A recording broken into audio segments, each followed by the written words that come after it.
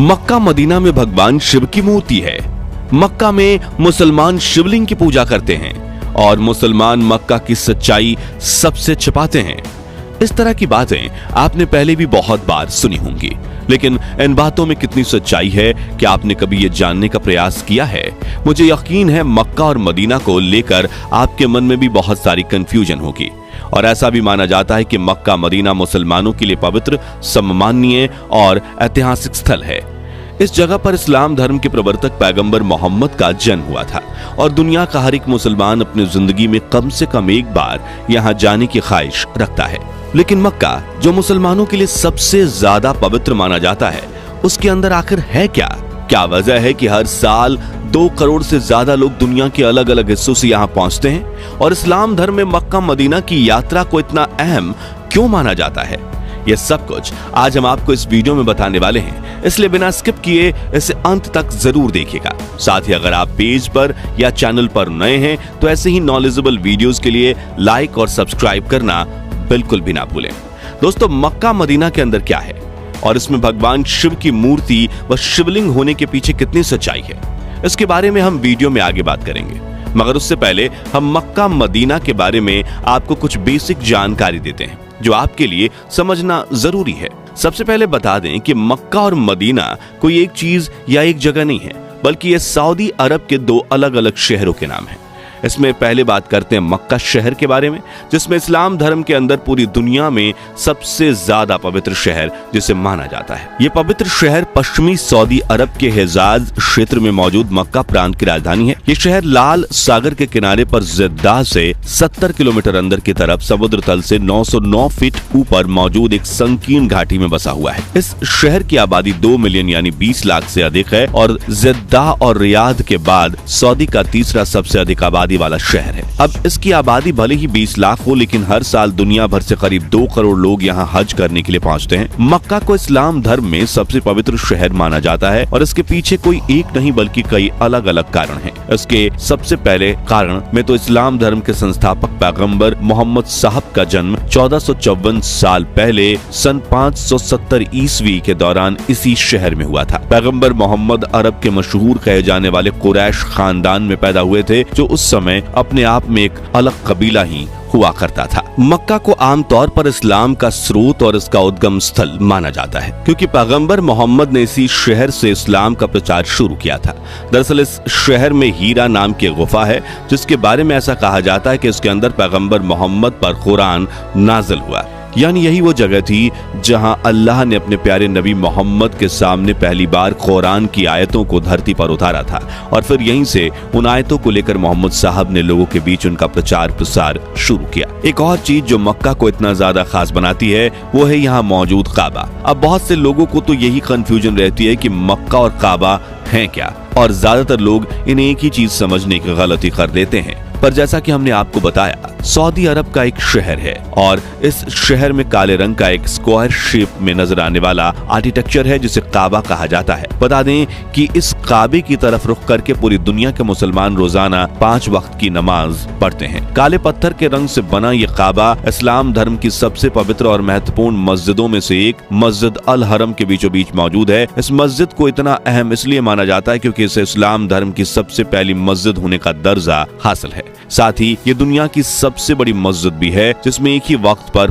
40 लाख से ज्यादा लोग नमाज पढ़ सकते हैं। कहते हैं कि इस मस्जिद को इब्राहिम अलैहिस्सलाम ने बनवाया था, जो इस्लाम धर्म में पैगंबर मोहम्मद से पहले के पैगंबर माने जाते हैं। बता दें कि हर साल करोड़ों मुस्लिम तीर्थयात्री हज और उम्राह करने के इरादे से इसी मस्जिद में पहुंचते हैं। यानी हमने बताया कि मक्का सऊदी अरब का एक शहर है। इस शहर के अंदर मस्जिद अल हरम नाम की मस्जिद है और इसी मस्जिद के अंदर काले पत्थर से बना एक आर्किटेक्चर है जिसको काबा या किबला कहा जाता है।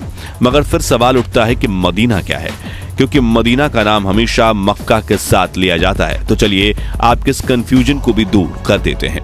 असल में जिस तरह मक्का सऊदी अरब का एक शहर है, ठीक वैसे ही मदीना भी सऊदी का एक शहर है।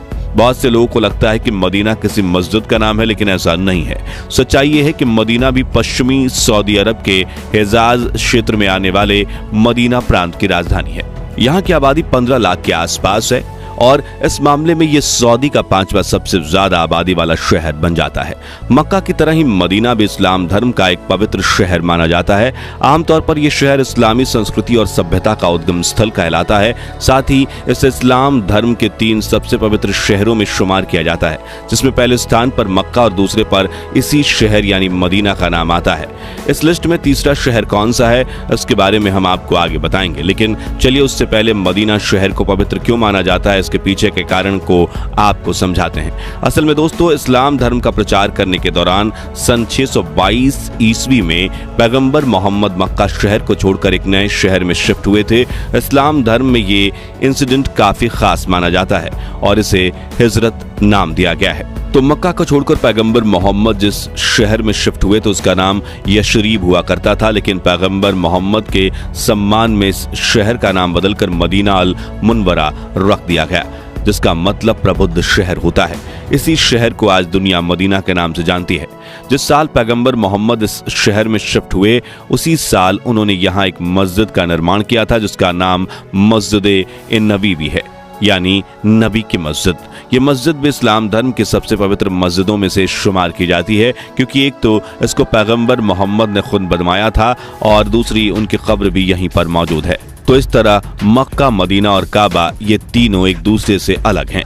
अब बात करते हैं हज की, जो मुस्लिम लोगों की एक तीर्थ यात्रा है और इस्लाम धर्म में 5 स्तंभों कलमा, नमाज, रोजा, ज़कात और हज में से एक है। धार्मिक मान्यता के अनुसार जो मुस्लिम व्यक्ति शारीरिक और आर्थिक रूप से इतना मजबूत होता है कि इस यात्रा का खर्चा उठा सके, साथ ही उसके इस यात्रा से लौटने तक उसका परिवार अपना जीवन यापन कर सके, तो ऐसे में उस व्यक्ति पर अपनी जिंदगी में एक बार हज करना लाजम होता है। यही वजह है कि हर साल दुनिया भर से करोड़ों लोग इस यात्रा को करने के लिए सऊदी पहुंचते हैं। हज यात्रा के दौरान मुसलमान बहुत सी रीति रिवाजों को निभाते हैं। इसमें मुख्य रीति रिवाज इस्लामिक महीने जू अल हज्जा की 8 से 12 तारीख या फिर 13 तारीख के बीच निभाए जाते हैं। बता दें कि जू अल हज्जा की वो महीना है जिसमें हज किया जाता है और ये इस्लामिक कैलेंडर का आखिरी महीना भी है। हज के दौरान तीर्थयात्री मस्जिद अल हरम में पहुंचते हैं और वहां मौजूद काबे के 7 बार गोल गोल चक्कर लगाते हैं, जिसे तवाफ कहा जाता है। लेकिन काबे के पूर्वी कोने में आपको काले रंग का एक पत्थर नजर आ रहा होगा। इसे ब्लैक स्टोन या फिर हजर अल अस्वद कहते हैं। इस्लामिक मान्यताओं के अनुसार ये स्वर्ग यानी जन्नत का पत्थर है, इसलिए तवाफ के दौरान ज्यादातर लोग जो काबे के करीब होते हैं वो इस पत्थर को छूने और चूमने की कोशिश करते हैं। जैसा कि हमने आपको बताया, पूरी दुनिया में मुसलमान इसी काबे की तरफ रुख करके नमाज अदा करते हैं, लेकिन यह हमेशा से ऐसा नहीं था। बता दें कि पहले के समय में लोग बैतुल मुक़द्दस जो यरूशलेम में मौजूद है उसकी तरफ रुख करके नमाज पढ़ते थे, लेकिन बाद में पैगंबर मोहम्मद के पास अल्लाह का यह संदेश आया कि वो लोग को बैतुल मुक़द्दस की जगह मस्जिद अल हरम में मौजूद काबे की तरफ नमाज पढ़ने के लिए कहें, और इस तरह यह जगह किबला बन गई, जिसका मतलब नमाज पढ़ने की दिशा होती है। वैसे काबे को लोग बैतुल्लाह भी कहते हैं, जिसका अर्थ होता है अल्लाह का घर। इसका कारण यह है कि काबे का निर्माण पैगंबर इब्राहिम अलैहिस्सलाम और उनके बेटे इस्माइल अलैहिस्सलाम के द्वारा अल्लाह के घर के रूप में किया गया था। दरअसल इस्लामिक मान्यताओं के अनुसार अल्लाह ने इब्राहिम अलैहिस्सलाम को यह हुक्म दिया था कि वो उसके लिए घर बनाए, और तब इब्राहिम अलैहिस्सलाम ने अपने बेटे के साथ मिलकर काबे का निर्माण किया। हालांकि ये आज के काबे जैसा बिल्कुल नहीं दिखता था, क्योंकि तब ये एक खुला हुआ स्ट्रक्चर था जिसमें कोई छत नहीं थी।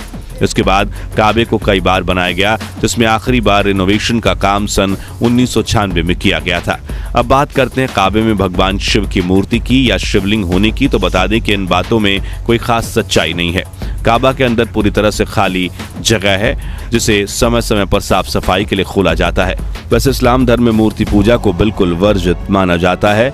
ऐसे में काबे के अंदर किसी मूर्ति या प्रतिमा होने का दावा बेबुनियाद भी हो सकता है। उम्मीद है इस वीडियो में आपकी मक्का, मदीना और काबे से जुड़ी सारी कंफ्यूजन दूर हो गई हो। तो ये जानकारी आपको कैसी लगी हमें कमेंट करके जरूर बताएं। बाकी दोस्तों, हमारी आज की इस वीडियो में बस इतना ही था। वीडियो अच्छी लगी हो तो इसे लाइक शेयर जरूर करना, और अगर आप हमारे फेसबुक पेज पर नए हैं तो पेज को फॉलो भी जरूर करें। मिलते हैं जल्दी एक ऐसी और इंटरेस्टिंग वीडियो में, तब तक के लिए गुड बाय, जय हिंद।